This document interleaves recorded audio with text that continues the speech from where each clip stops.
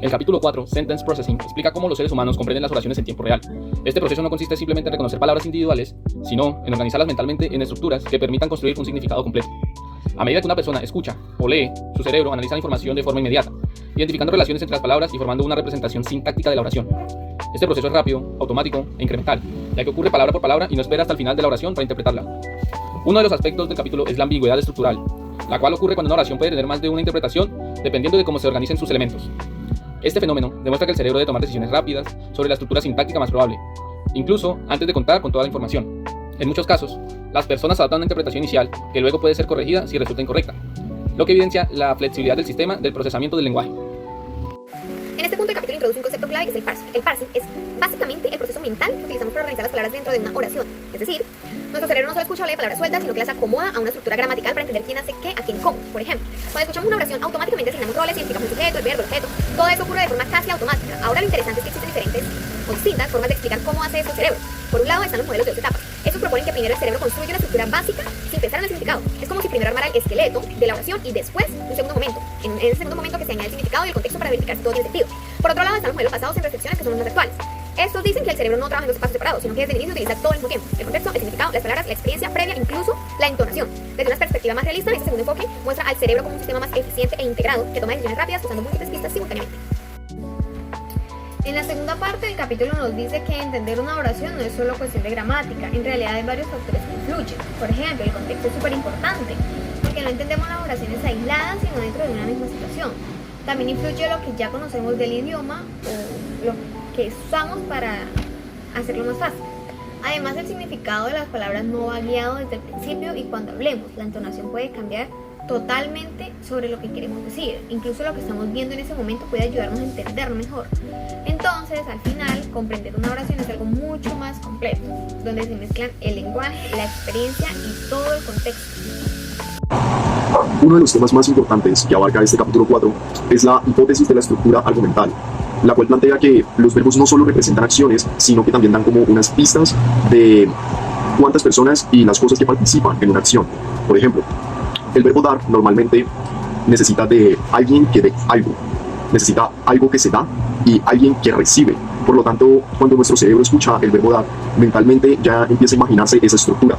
Además, se habla de las dependencias sintácticas, las cuales son las relaciones que tienen las palabras dentro de una oración, que estas pueden ser locales, que es cuando las palabras están cerca, o de larga distancia, que es cuando las palabras están relacionadas pero un poco separadas. Es decir, cuando las palabras son locales, por ejemplo, el perro come rápido, todo está junto y fácil de entender, mientras que cuando se dice que el perro que viste ayer en el centro comercial come rápido, el sujeto y el verbo están más lejos, pero igualmente conectados. Eso lo que representa es la complejidad que tiene nuestro sistema de comunicación, es decir, el lenguaje humano. El capítulo 10 aborda el proceso de la lectura desde una perspectiva psicocognitiva, explicando cómo las personas transforman símbolos escritos en significado. Leer no es una actividad pasiva, sino un proceso complejo que implica coordinación entre la percepción visual, el reconocimiento de las palabras y la comprensión del lenguaje. Uno de los aspectos más importantes es el control de los movimientos oculares, ya que los ojos no se desplazan de manera continua, sino mediante fijaciones y saltos, lo que permite captar una información de manera selectiva. Un concepto clave es el perceptual span, que se refiere a la cantidad de información que una persona puede procesar en una sola fijación visual. Este rango no es simétrico y depende del idioma y de la dirección de lectura. A partir de esto, surgen teorías que explican cómo se controla la lectura, como los modelos de control oculomotor y cognitivos, los cuales plantean que tanto los procesos automáticos como los procesos mentales superiores influyen en los movimientos oculares durante la lectura. El capítulo también presenta modos teóricos como el modelo Easy Reader, que propone la identificación de palabras, guía el movimiento de los ojos, y los modelos de atención paralela, que sugiere que varias palabras pueden procesarse simultáneamente. Estos enfoques muestran que la lectura no ocurre palabra por palabra de forma estricta, sino que puede involucrar procesamiento anticipado de información. Bueno, otro punto importante es que no todos los idiomas se escriben de la misma forma. Hay sistemas alfabéticos, como el español, pues donde las letras representan diferentes sonidos, pero también hay otros, como los logográficos, donde los símbolos representan palabras o ideas completas. Esto influye mucho en cómo las personas aprenden a leer.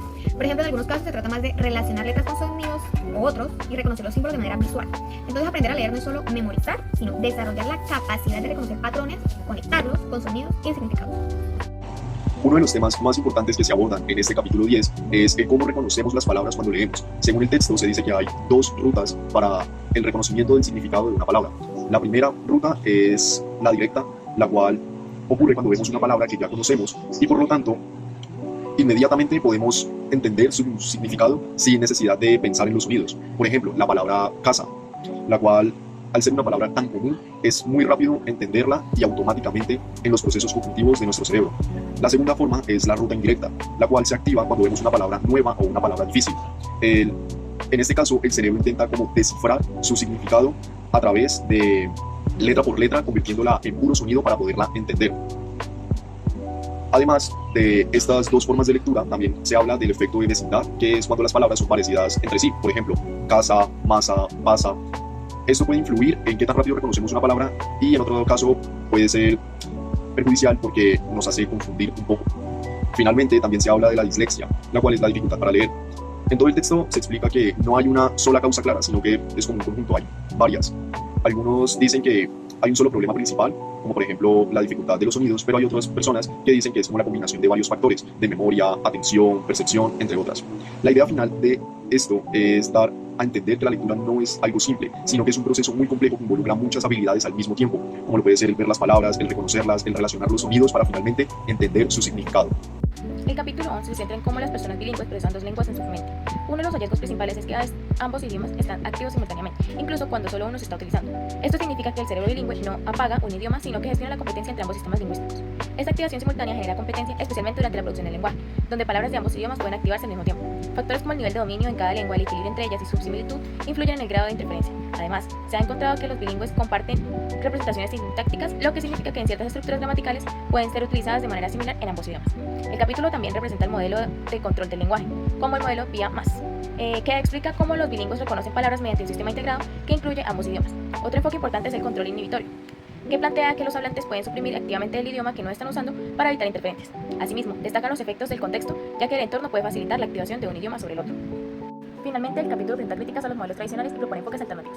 Algunas teorías sugieren que varias interpretaciones pueden competir entre sí durante el procesamiento, mientras que otras plantean que las personas no siempre realizan un análisis completo, sino que se conforman con una interpretación suficientemente buena. En conjunto, estas perspectivas muestran que el procesamiento de oraciones es un proceso dinámico, en el que intervienen múltiples factores de manera simultánea. En conclusión, comprender una oración implica mucho más que reconocer palabras. Es un proceso complejo donde el cerebro construye significado en tiempo real utilizando diversas fuentes de información. Otro tema importante es la relación entre el bilingüismo y el control ejecutivo. Básicamente se plantea que las personas bilingües puedan desarrollar mejores habilidades en cosas como la atención o el control de diferencias, porque constantemente están manejando dos idiomas al mismo tiempo. Por ejemplo, o es decir, su cerebro tiene que seleccionar uno y evitar mezclarlo con el otro, y eso fortalece ciertos procesos cognitivos. Sin embargo, es importante decir que eso todavía se está investigando y no hay un consenso total en la comunidad científica.